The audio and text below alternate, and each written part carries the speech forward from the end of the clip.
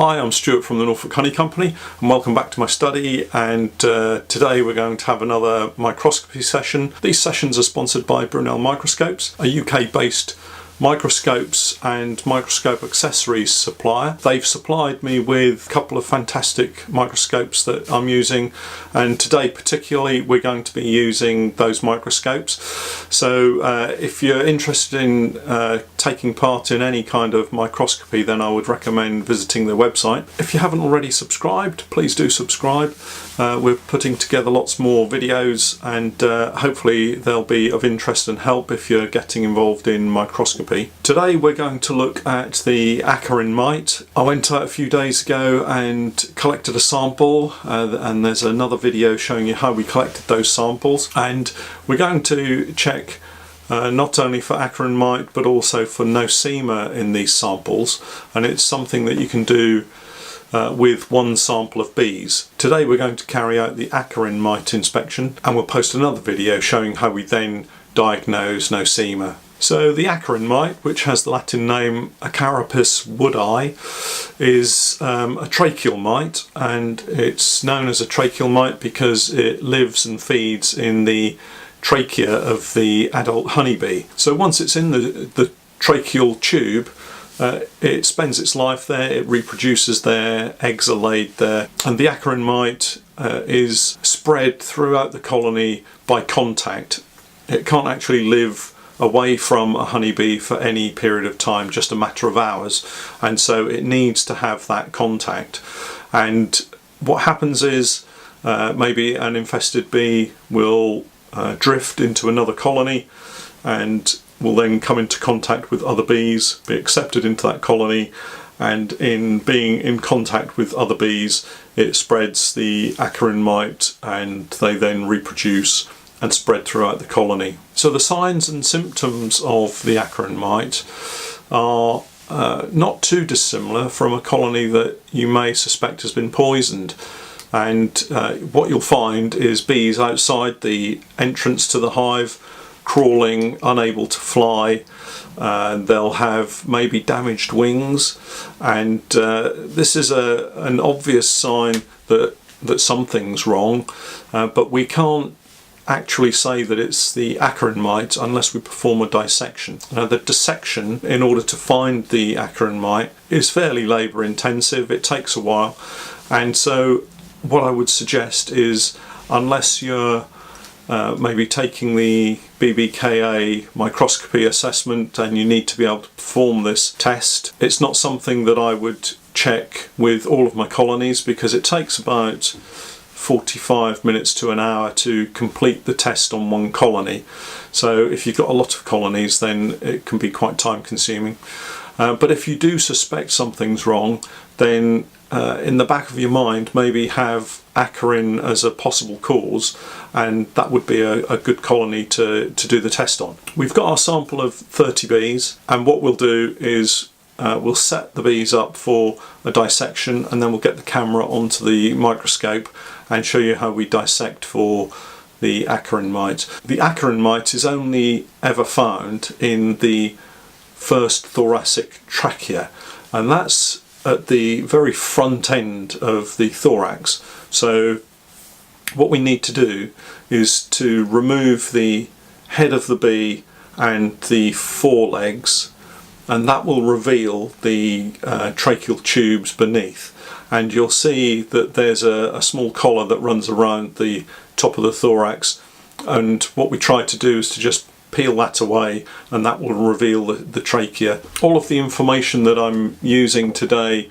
comes out of this fantastic book, Honeybee, Pests, Predators and Diseases. I'll pop a link down in the description below, and if you're interested in reading up, it's a great book with information about all of the different pests, predators and diseases. If you don't have a microscope and you suspect that maybe you've got a problem with Acarine. If you'd like me to take a look at your honeybees, then if you pop over to our website and check out the Acarine page there, I'm sure that we can help you out with a dissection, and all the information is on our website. Okay, so let's take a look at how we perform the dissection. So here we've got our sample of bees out of the bag, and we're going to take 3 bees, and using our mounting block and pins we're going to put 3 bees onto the mounting block and prepare them ready for dissection. Here we've got our first sample bee, and in order to carry out the dissection we need to turn the bee over onto its back and use the pins at the lower third of the thorax. So we use the forceps to hold the bee and our mounting pins just to straighten out the body and expose the thorax, and then we take the pins and we use the pin just into the base of the thorax here where the 2 pairs of lower legs are. So we now have the bee mounted on the pin, and we can place that onto the mounting block. Here we have our mounting block. All we do is take the bee and push the pins through and into the mounting block to hold the bee securely. And what I'll do now is just mount another 2 bees alongside this one. And here we've got the 3 bees mounted ready for the dissection. So we'll now swap the camera over onto the microscope and we'll show you how we dissect the bees. Okay, so here we've got our bee mounted on the polystyrene block and all ready to be dissected. We're using the IMXZ stereo microscope, which is from Brunel Microscopes, and it's currently on 10 times zoom. So we've got it focused in right at the top of the thorax, so we've got the bee laying on its back and it's been pinned through the thorax onto the polystyrene block. So here's our bee sample, and we're trying to just get beneath the front and expose the trachea, and this is the collar that we're trying to remove, and this runs around the top of the thorax, or the prothorax. Actually we've taken off quite a large chunk of the thorax, but there you can see the trachea, and this is the tracheal tube here. Having exposed the thorax, here we can see the tracheal tube. If I just get my needle beneath it, I can show you more clearly.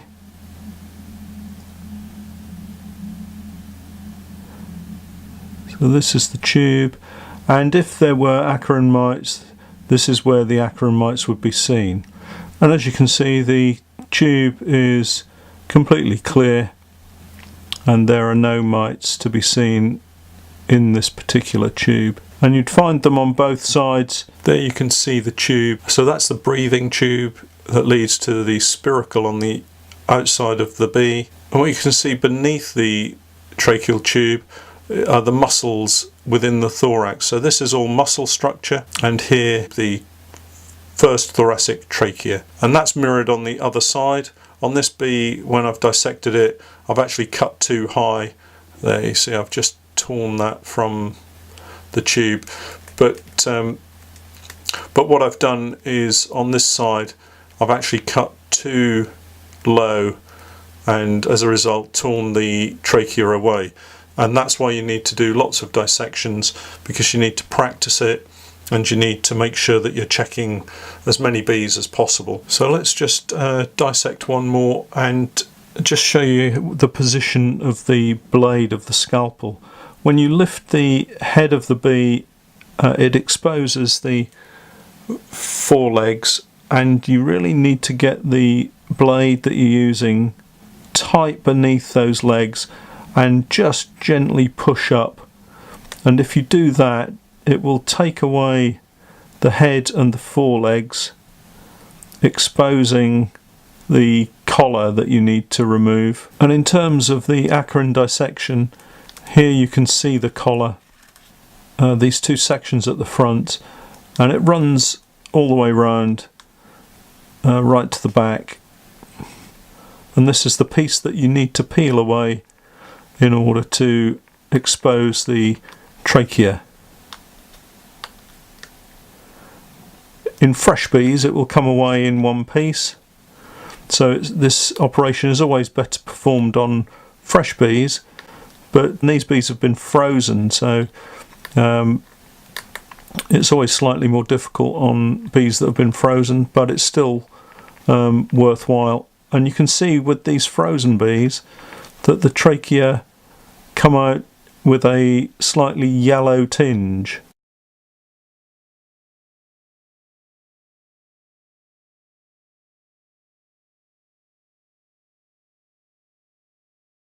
So here you can see the two first thoracic trachea on either side. On the left hand side we've got the branching trachea here, and then the branch comes down in front of it, and then the same on this side. We've got the tracheal tube which then branches down in front as well, and it's those tubes that we need to look at to check to see if there are any Acarine mite present.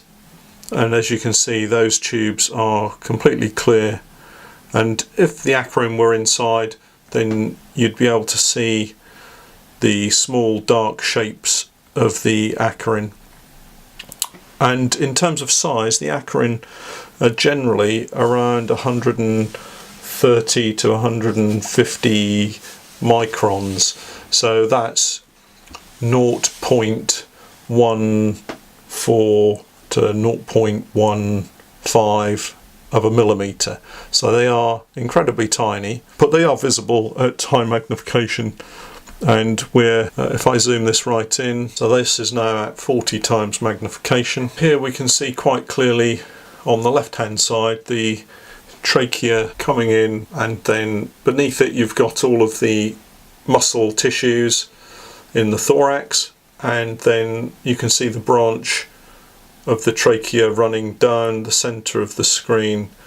So the trachea is the yellow tube, and then again on the right hand side, if I just focus that in, you can see on the right that we've got the trachea coming in from the right and then branching down, and those are clear. And where this needle is the point at which you would expect to see the dark area of the Acarine mite, if there were going to be any in the bee at all. So the Acarine mite tends to appear to the outside portion of the trachea, and in really bad infestations they'll move along the trachea and sometimes into the thorax and head itself.